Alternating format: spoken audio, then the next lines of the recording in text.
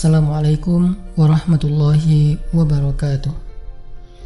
Allah subhanahu wa ta'ala berfirman, A'udzu billahi minasyaitonir rajim.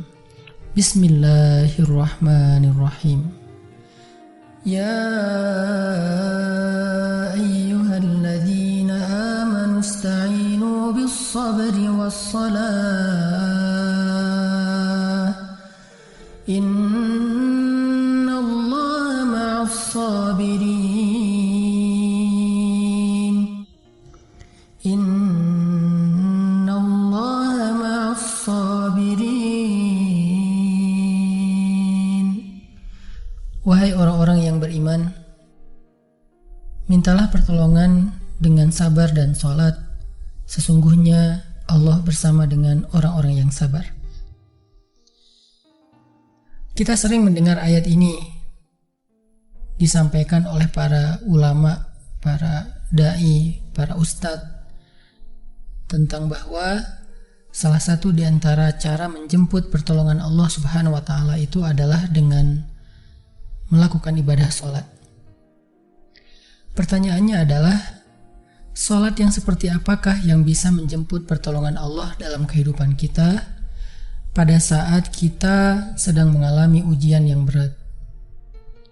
Banyak orang yang bilang, saya sholat tapi kok hidup saya gini-gini aja. Banyak orang yang bilang, saya udah sholat tetapi kok doa saya belum diijabah. Saya udah sholat tapi kok masalah saya masih belum selesai. Saya udah sholat tetapi kok musibah saya terus beruntun, tidak pernah berhenti. Saya udah sholat tapi kok musibah terus terjadi dalam hidup saya. Sehingga teman-teman yang dirahmati Allah, kita perlu belajar sholat yang seperti apa yang bisa menjemput pertolongan Allah subhanahu wa ta'ala secara ajaib. Mari kita renungkan sebuah kisah yang pernah disampaikan oleh sahabat Anas bin Malik radhiyallahu an, bahwa dahulu di masa Nabi ada seorang laki-laki di kota Madinah yang melakukan perjalanan antara Syam ke Madinah untuk berdagang. Di tengah perjalanan, laki-laki ini dirampok oleh para perampok. Dia diberhentikan oleh seorang laki-laki, kemudian hartanya diambil, lalu setelahnya laki-laki itu menghunuskan pedang kepada orang ini. Pedagang ini mengatakan, wahai fulan, jika engkau menginginkan hartaku, ambillah, tapi biarkanlah aku melanjutkan perjalanan. Perampok itu mengatakan, adapun harta itu sudah menjadi milikku. Sekarang aku menginginkanmu, aku ingin membunuhmu. Merasa tidak punya pilihan, akhirnya pedagang ini mengatakan, wahai fulan, jika engkau ingin menyakitiku, membunuhku, maka lakukanlah. Tetapi sebelumnya, berilah aku kesempatan untuk melaksanakan sholat 2 rakaat. Lalu perampok ini mengatakan, ya sudah, kalau begitu, sholatlah, aku akan berikan engkau waktu sebentar. Maka pedagang ini pun mendirikan sholat dengan sholat yang sangat khusyuk. Di dalam sholat, laki-laki ini setelah membaca Al-Fatihah, dia membaca sebuah ayat di dalam surat An-Naml ayat 62. Apa ayatnya? Dia membaca kalimat, Amman yujibul muttarra idza da'ah. Amman yujibul muttarra idza da'ahu wa yakshifus su'a wa yaj'alukum khulafa'al ard. A ilahum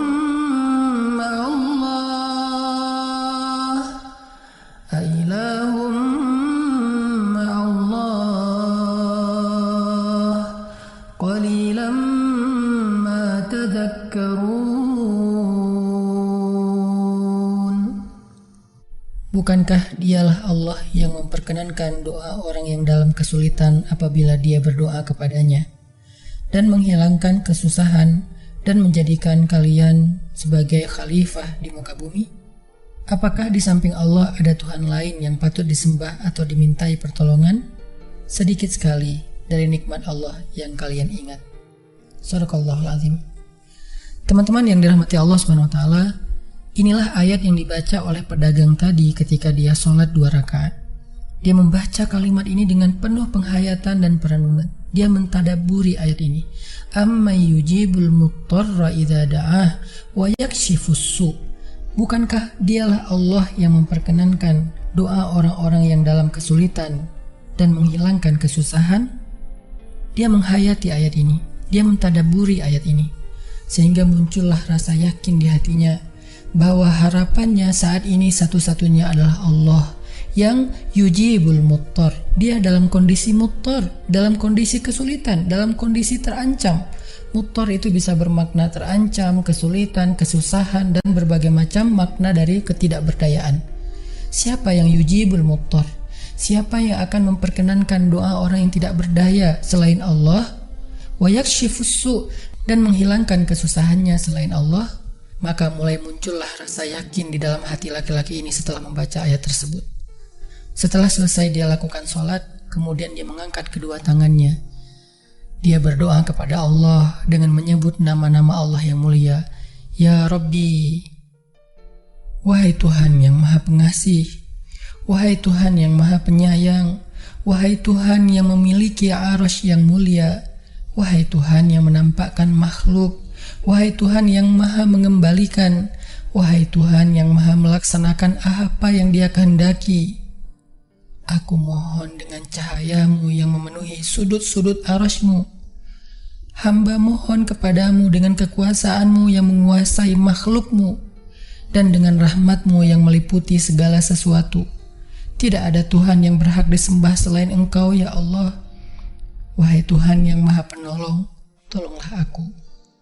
Laki-laki ini berdoa meminta kepada Allah dengan menyebut kebesaran Allah di arasy, menyebut cahaya-cahaya yang dimiliki oleh Allah yang meliputi arasy-Nya yang mulia. Tiba-tiba setelah selesai berdoa, muncullah seorang laki-laki dengan pakaian hijau bercahaya. Dia mengendarai seekor kuda berwarna abu. Dia mengeluarkan pedang. Lalu perampok tadi mencoba untuk menyerang laki-laki berkuda itu. Tetapi laki-laki berkuda itu menendang dengan kudanya sehingga perampok ini terhempas, terjatuh. Kemudian laki-laki tersebut membunuh perampok itu seketika. Kemudian pedagang itu bertanya, "Siapakah Tuan?" Lalu penunggang kuda itu menjawab, "Ketahuilah, saya adalah malaikat yang turun dari langit ketiga. Ketika kamu berdoa kepada Allah kali yang pertama, kami para malaikat mendengar suara gemerincing dari pintu-pintu langit. Sehingga para malaikat bertanya-tanya, apa yang sedang terjadi? Tiba-tiba muncullah doamu yang kedua, hingga pintu-pintu langit terbuka dan nampaklah cahaya yang sangat benderang. Dan di doamu yang ketiga, datanglah malaikat Jibril kepada kami seraya berseru, siapakah di antara kalian wahai para malaikat yang mau menolong hamba Allah itu?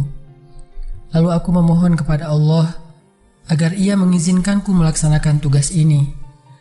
Wahai hamba Allah, ketahuilah, barang siapa yang berdoa dengan doa yang engkau baca tadi ketika dalam kesedihan, penderitaan, dan dalam keadaan sedang susah, maka Allah akan melepaskannya dari kesedihan dan akan menolongnya."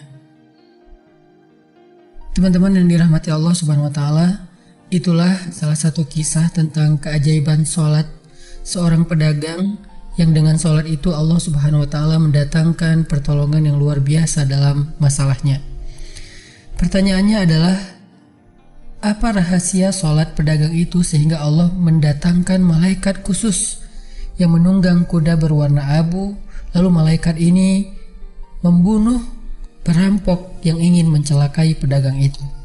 Salah satu rahasia dari sholat pedagang itu, kata para ulama, adalah dia melakukan ibadah sholat dengan ihsan.